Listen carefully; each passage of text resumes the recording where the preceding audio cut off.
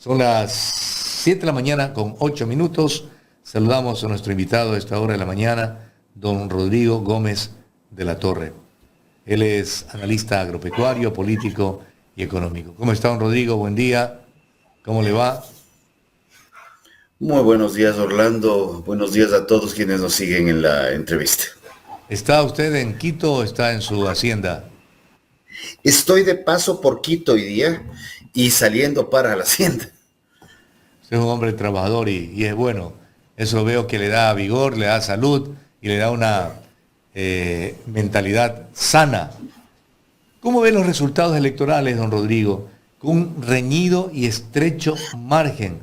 Algunos dicen que ese estrecho margen ha sido de alguna forma amañado para que en la segunda vuelta electoral quien pierda, que ya sabemos quién va a perder, o no sabemos quién va a perder, sea que tenga cómo reclamar y haga y diga que lo han burlado. A ver, Orlando, yo creo que aquí sí hay un tema que es fundamental. Usualmente estamos acostumbrados a hablar de que el un lado o el otro habla de un potencial fraude electoral. Sin embargo, los fraudes electorales lamentablemente no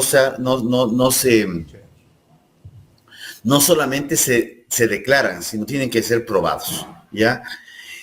Definitivamente la confianza en el Consejo Nacional Electoral no es mayor, más bien es muy pobre, pero sí hemos visto procesos cuestionables y puedo hablar desde el año 2011, la famosa consulta popular, donde nos metieron la mano en la justicia.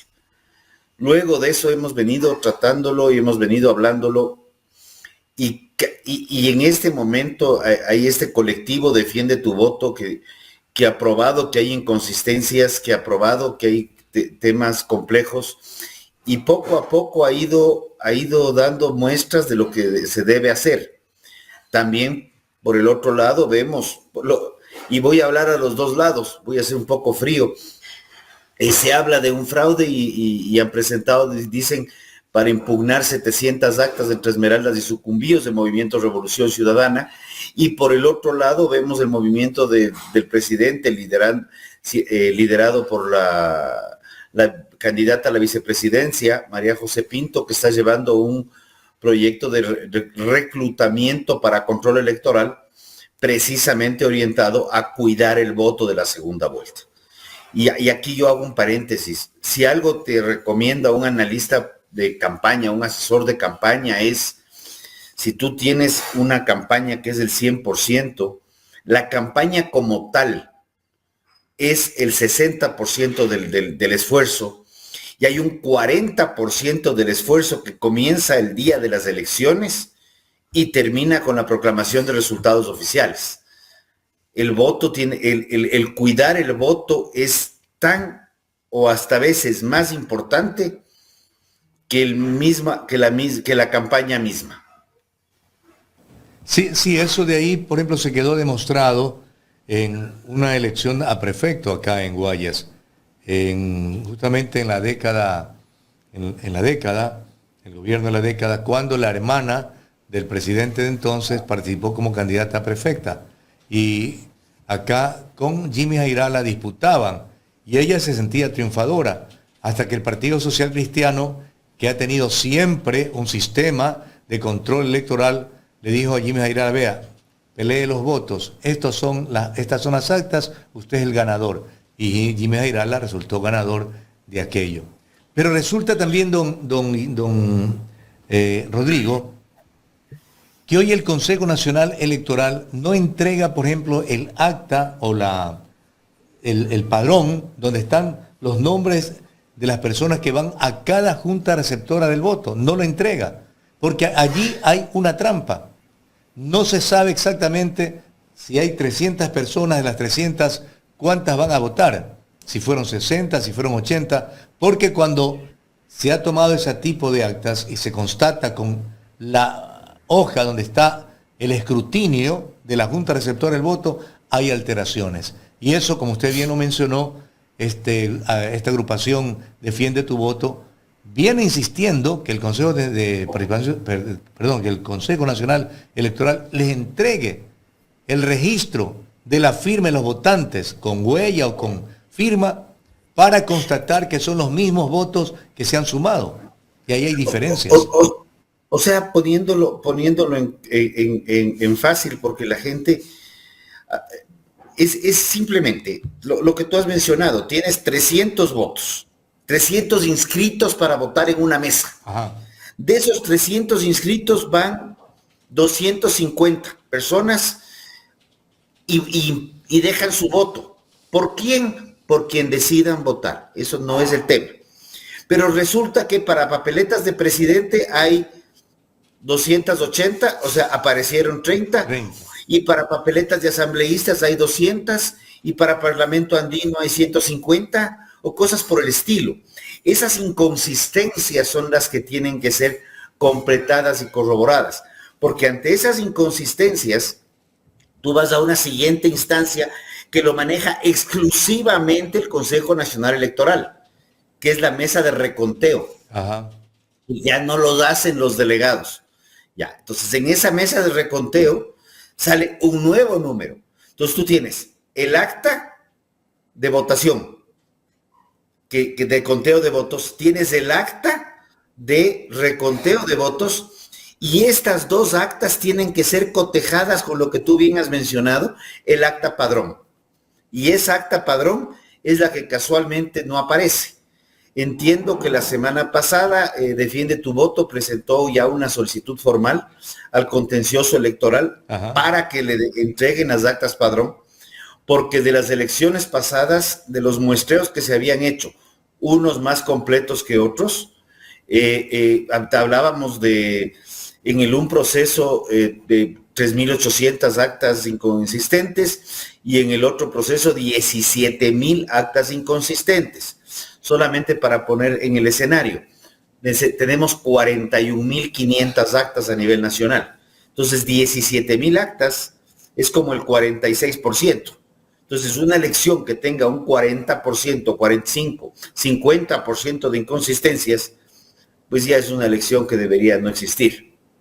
Entonces no queremos validar esta famosa frase de que los resultados ya están dados, solamente falta que lleguemos a las elecciones. Pero creo que ahí la transparencia del CNE es fundamental. Y no debería ser ningún misterio entregar el acta padrón, porque lo único que está diciendo es, en esta mesa votaron 50, 100, 150, 200 personas, y nada más. Porque ¿quién votó por quién? Eso no se sabrá nunca. Así es. Y además no interesa, y eso es importante, porque el control electoral y el respeto a la democracia se debe fundamentar específicamente en que si el Rodrigo, Orlando, Juanito, Chanita, María votaron por una persona, la que hayan votado, ese voto sea respetado a lo largo de todo el proceso y se refleje en el resultado final. Porque si yo voté por A, y ese A no llega a reflejarse en el resultado final, eso de ahí ya no es un proceso electoral transparente, ni podemos hablar de una democracia plena. Estamos hablando de una pantomima de democracia, que es diferente.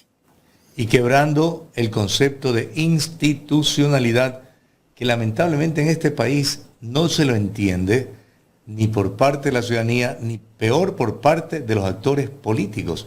Bien lo que está pasando, por ejemplo, en la Asamblea Nacional, que pretende poner al séptimo vocal del Consejo de Participación Ciudadana, que fue expulsado justamente de ese consejo por incumplir mandatos constitucionales, se lo pretende restaurar allí o instalar para tratar de tener el juego y al menos un voto a favor de ellos. Eso por un lado, y creo que en ese aspecto es clara la ley. Quien haya sido destituido de un cargo no podrá reingresar a ese mismo cargo del sector público, podrá ir a otro en último caso.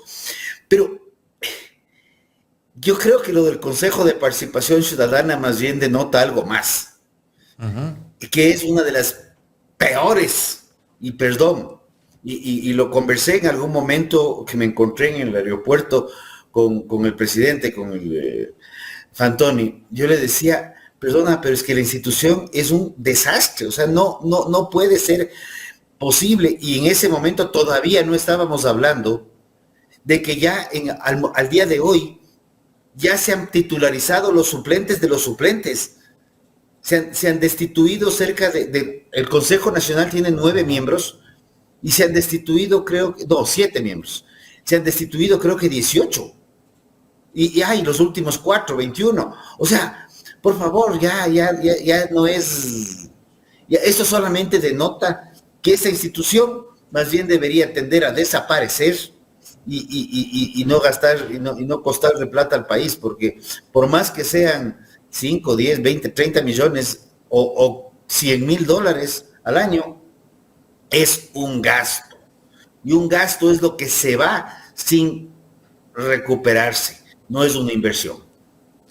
Si lo vemos así en términos económicos, ¿no?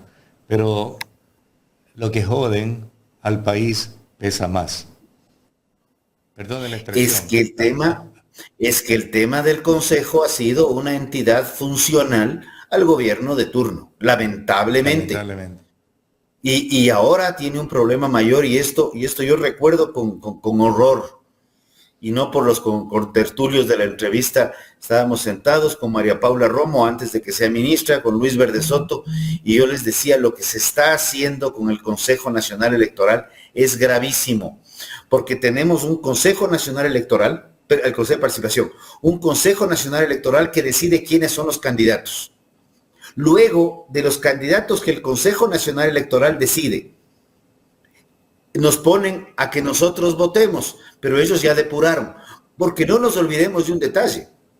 El Consejo de Participación Ciudadana es el que nombra a los miembros del Consejo Nacional Electoral. Ajá. Entonces, ahí se da una suerte de rueda de hámster, donde los unos nombran a los otros para que luego estos se acuerden, y no, es por donde le queramos ver.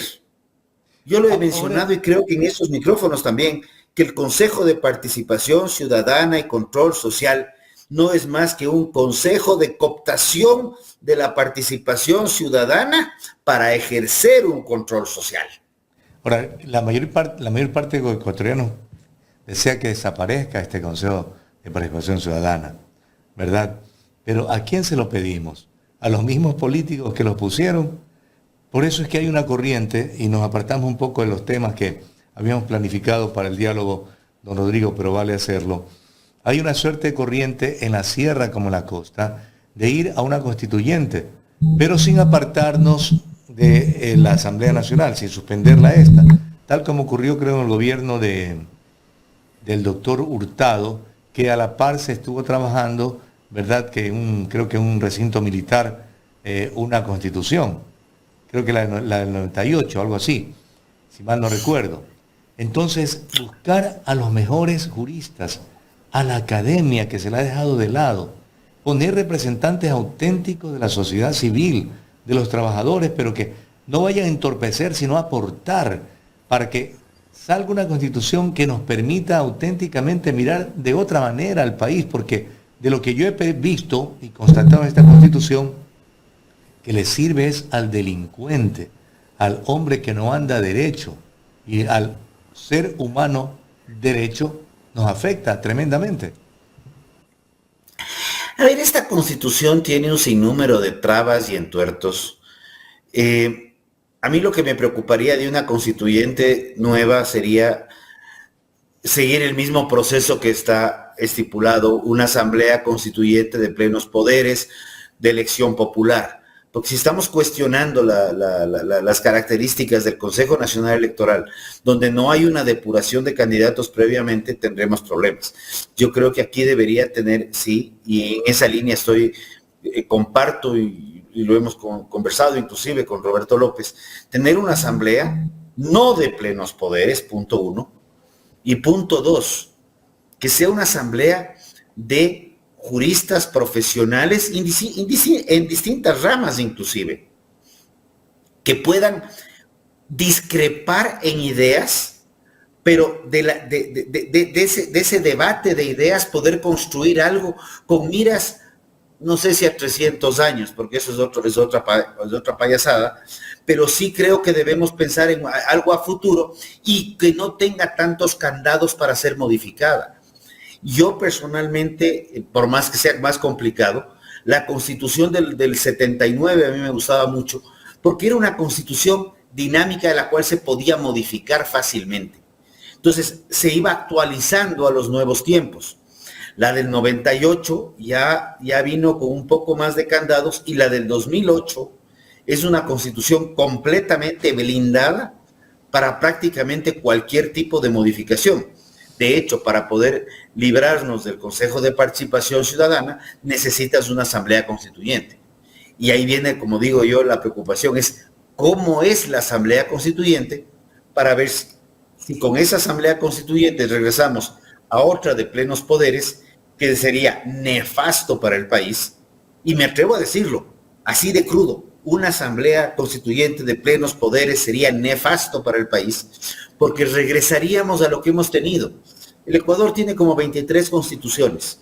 De las 23, me parece que son 18 a través de asamblea constituyente de plenos poderes. Es como hacer la escritura de una empresa, la escritura de constitución de una empresa a cada rato. Las empresas se constituyen una vez, se actualizan los estatutos, se cambian los accionistas, se elevan los patrimonios, lo que sea. Pero la estructura original en gran medida se mantiene. Aquí queremos refundar el país, y aunque tenga que parafrasear a un expresidente, en lugar de refundar el país, cada vez lo refundimos más. Porque si por constituciones fuera, estaríamos punteando a ser el mejor país del mundo solamente por el número de constituciones que hemos tenido. Cuando Estados Unidos ha tenido una constitución, cuando Inglaterra ha tenido una escrita, porque además ni siquiera la tienen escrita, de 1500, y otros países tienen. Chile se han caído 2 constituyentes por decisión del ciudadano chileno, porque era un desastre lo que construían, y ahora están en un tercer proceso para ver si es que ese proceso se ajusta más a un desarrollo real, social, económico, político, sin dogmas, no es sin ideología, pero es sin extremismos ideológicos. Bueno, en Chile pasó eso gracias a que la población chilena es educada, ¿no? Nos pasa acá diferente. La gran población nuestra no tiene una educación formal y consecuentemente no hay un discernimiento para aquello, y allí los políticos están en eso. Nadie habla de educación, nadie habla de mejorar el sistema educativo para alimentar a los niños y a los jóvenes a razonar. Creo que ahí nosotros todavía tenemos que ver las cosas de otra óptica, y yo confío muchísimo en la población ecuatoriana. Y en el ciudadano como tal, el ciudadano llano. No si es que tiene más títulos o menos títulos, no si es que tienes más o menos experiencia. Sí tenemos un problema, a mi criterio, de que nos hemos mal acostumbrado a creer que con taita gobierno las cosas se van a solucionar. El único que define su futuro, el único que define su desarrollo es el individuo, y el individuo consciente se junta con el vecino, conforma la manzana, de la manzana te vas al barrio, del barrio te vas a la parroquia. Pero cuando tú te fijas en temas de inseguridad, cojamos ese ejemplo, ciertos barrios organizados no tienen problemas de delincuencia. La delincuencia se filtra precisamente cuando va rompiendo el tejido social, cuando va rompiendo la confianza entre ciudadanos, y los ciudadanos ya no quieren juntarse, ya no sabes quién es tu vecino, y no quieres sentarte al lado de él. Entonces, ese tipo de empoderamiento ciudadano es el que necesitamos recuperar, y eso lamentablemente los políticos no han trabajado en esa línea, sino más bien han trabajado en la línea del divide y vencerás, porque cuando hay divide y vencerás, es el del un lado o el del otro el que trata de asumir el protagonismo y el liderazgo para darnos diciendo lo que nosotros queremos, porque hablamos en nombre del pueblo. Y hablo ahorita como político, hablamos en el nombre del pueblo sin saber quién es el pueblo, sin saber qué es lo que está pasando en la manzana tal o en la calle tal. Y yo sí conozco gente que trabaja en las zonas de Durán, en las zonas de Nueva Prosperina, que los conocí aquí en Quito, y que me dicen, ve, hemos tenido que entrar a armar amistades y ahora podemos entrar y salir de zonas calientes, muy calientes, sin problema, pero porque armamos un tejido social, sí, orientado a ese espectro de gente. Ahora eso es lo que tenemos que recuperar, y ese, a mi criterio, es un trabajo de ciudadanos, para ciudadanos, sin esperar nada del que sea el político de turno. ¿Y cómo cree que deben trabajar los candidatos finalistas, don Rodrigo? Bueno, porque el a ver, candidato a presidente tiene aparentemente ventajas, pero son más las desventajas si no hace bien las cosas, porque la otra candidata va a restregarle justamente las cosas que no haga bien. A ver, esa reflexión es muy válida. Entonces yo ahí sí creo que el candidato presidente, para cogerlo a él como inicio, tiene que hacer un balance de qué es lo que está bien, qué es lo que está mal. Ahí hay que hacer algo que es bien complicado, y que los círculos, los anillos de filtro, digámoslo, por no ponerle, que tienen los presidentes, tienen que romperse, y el candidato tiene que escuchar, el presidente tiene que escuchar las voces que no están alineadas a lo que él quiere oír. Señor presidente, por favor, las gafas en los eventos públicos y en las entrevistas se le ve mal. Deje de usar gafas. ¿Por qué? Porque el ojo, por algo se dice que el ojo es la cara del alma, ¿no? Entonces, deje de usar gafas. Ejemplo chiquititito, para no entrar en ejemplos polémicos. Deje de usar gafas y vea a la gente, y que la gente le pueda ver a los ojos. ¿Ya? Creo que ese es uno de los, por ejemplo, ese caso.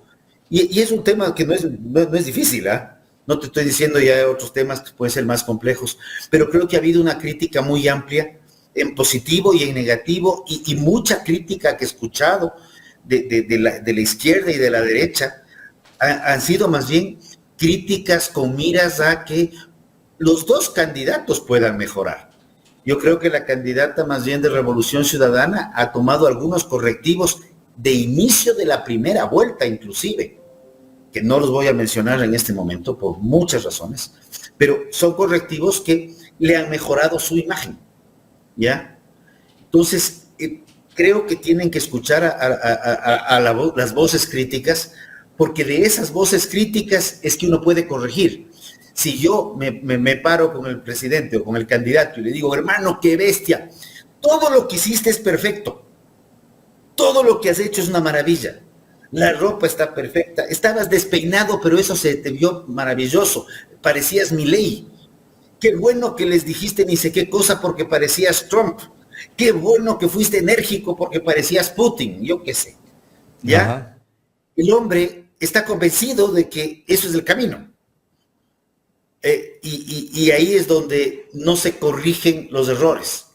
Ve, hermano, chuta, el peinado Milei te queda bien, pero en tu estilo creo que tienes que acomodarle un poquito más. O este dicho que acabas de adoptar de Trump o de Bukele o de Putin, ve, no aplica tanto porque se contradice con esta otra cosa que estás pensando en otro momento. Entonces, ese tipo de cosas son fundamentales, y se viene una segunda vuelta en donde aquí es importante también tenerlo en claro. No es un segundo tiempo de un partido de fútbol. Este es un campeonato de cero nuevamente, porque hay un porcentaje muy amplio de la población, entre 16 y 35 años, que tienen lo que se llama un voto líquido, en donde el que votó por el candidato 1 capaz que cambió de opinión y ahora vota por la candidata, o viceversa. Más allá de capturar los pocos votos que tendrá el señor Isa o la señora González, Andrea, o muchos amigos que estuvieron de candidatos, que tienen menores, pero con una diferencia de 18,000 votos, 18,000 votos, estamos hablando de que esto de aquí puede estarse jugando una batalla voto a voto, y evidentemente el candidato presidente Noboa tiene que confiar en su control electoral porque no puede confiar en otras opciones, como si lo hace el otro lado. Y ojalá que lo organice, bueno, que lo organice auténticamente. La candidata a la vicepresidencia está organizándolo y de lo que estoy viendo hay una estructura muy interesante que se está formando, y lo cual me alegro profundamente. También. Es a nivel nacional. Qué bueno. Es que el control electoral es a nivel nacional. Eso sí, no hay dónde perderse. O sea, es como que te organices en Pichincha, pero te olvides de la parroquia de Calderón con 500,000 votantes. O te organices en Guayaquil sin Tarqui. Claro. No hay negocio. Exacto. Rodrigo, siempre grato conversar con usted. Un fuerte abrazo. Igual, bendiciones. Son las 7 de la mañana con 34 minutos. Hemos conversado con el analista agropecuario, político y económico Rodrigo Gómez de la Torre sobre los resultados electorales y otros temas que atañen a la política nacional, como esto de la institucionalidad y también en la prolongada estadía de los vocales del CNE, que provocan alguna situación al menos de sospecha.